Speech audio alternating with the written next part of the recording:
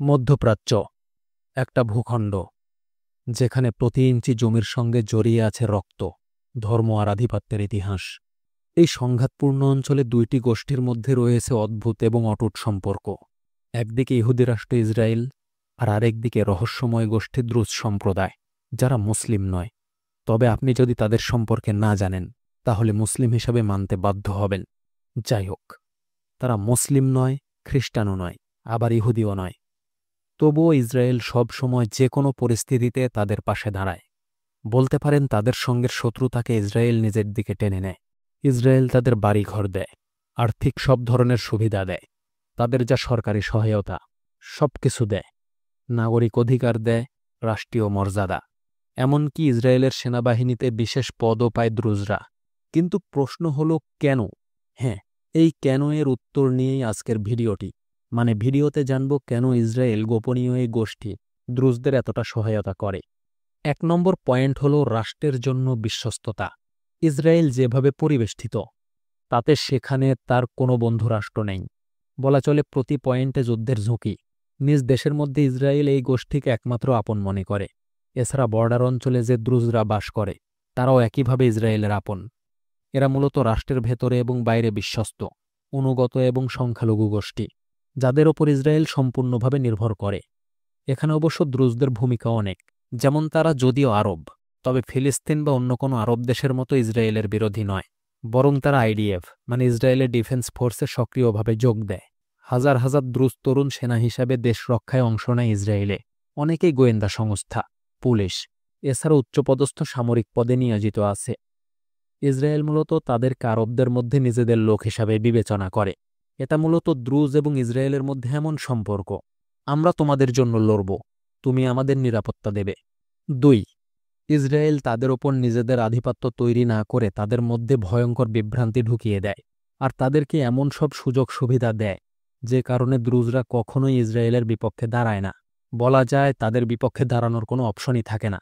নাগরিকত্ব, ভোটাধিকার, শিক্ষা, চাকরি, স্বাস্থ্যসেবা, দ্রুজ সংরক্ষিত উন্নয়ন প্রকল্প, এমনকি তাদের সংসদও বানায় দ্রুজদের মধ্য থেকে, যেটাকে দ্রুজরা অনেক সম্মানের মনে করে।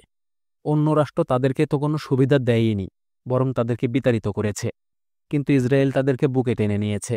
একই সাথে দ্রুজদের মাধ্যমেই কিন্তু আরবের বড় একটা অংশের মধ্যে ভাঙন ধরায় ইসরায়েল। এটা ইসরায়েলের দারুণ কৌশল। এটা মূলত বিশ্বাস অর্জন নয়, বরং সুযোগ সুবিধা দিয়ে অনুগত করে ফেলেছে তাদেরকে। 3. দ্রুজরা মুসলিম দুনিয়ায় বিচ্ছিন্ন, যেটা একটা প্লাস পয়েন্ট ইসরায়েলের জন্য। দ্রুজরা গোপন থাকতে পছন্দ করে। একই সঙ্গে তাদের যা প্রকাশিত, এই সব কিছুকেই আরব মুসলিমরা প্রত্যাখ্যান করেছে। সেটা শিয়া বা সুন্নি যাই হোক, সবাই তাদেরকে প্রত্যাখ্যান করেছে। কেননা তাদের নাম মুসলিমের মতো হলেও তারা মুসলিম নয়, আর তারা মুসলিম দাবিও করে না। বলা যায় তারা মধ্যপ্রাচ্যে এক ঘরে এক জাতি। এই অবস্থায় ইসরায়েল তাদের সার্বিক সাহায্য দিয়ে ঋণী করেছে। ফলে দ্রুজরা সবসময় ইসরায়েলের পাশে থাকে। একদিকে দ্রুজরা যদি বর্ডার থেকে সরে যায়, তাহলে সেখানে আরব মুসলিমরা শক্তিশালী হবে, আর শক্তিশালী হলে ইসরায়েলের জন্য বিপদ। আবার ইসলাম থেকে বের হয়ে যাওয়া দ্রুজদের জন্য আরব মুসলিমরা বিপজ্জনক। এই অবস্থায় ইসরায়েলের মতো একটা দেশ যদি পাশে থাকে, তাহলে সেটা দ্রুজদের জন্য বড় রকমের শক্তি। এই কারণে তাদের কেউ কাউকে ছাড়ে না। মোট কথায় বলা যায় দুইজন বিতাড়িত নিজেদের টিকিয়ে রাখতে ঘনিষ্ঠ সম্পর্ক তৈরি করেছে। 4. ভূ রাজনৈতিক সুবিধা, গোলান মালভূমি এবং সীমান্ত নিয়ন্ত্রণ। দ্রুজদের বড় একটি অংশ থাকে গোলান হাইটসে, যেটি সিরিয়া থেকে দখল করা একটি বিতর্কিত অঞ্চল। ইসরায়েল এই অঞ্চলকে নিজেদের অধীনে রাখতে চায়, কেননা এটা তাদের জন্য খুবই গুরুত্বপূর্ণ। আর এখানে বসবাস করে দ্রুজরা, যাদেরকে অবশ্যই সন্তুষ্ট রাখতে হবে। হলো কোনো এলাকাকে যদি দখল করতে হয় অথবা নিয়ন্ত্রণে রাখতে হয়, তাহলে যুদ্ধ ছাড়া তাদেরকে একটি মাধ্যমেই শুধু নিয়ন্ত্রণে রাখা সম্ভব। সেটা হলো তাদেরকে সর্বময় সুযোগ সুবিধা প্রদান করা। সেখানের বাসিন্দাদের যদি নিয়ন্ত্রণে আনা না যায়, তাহলে সেই এলাকা কোনোভাবেই নিয়ন্ত্রণে আসা সম্ভব নয়।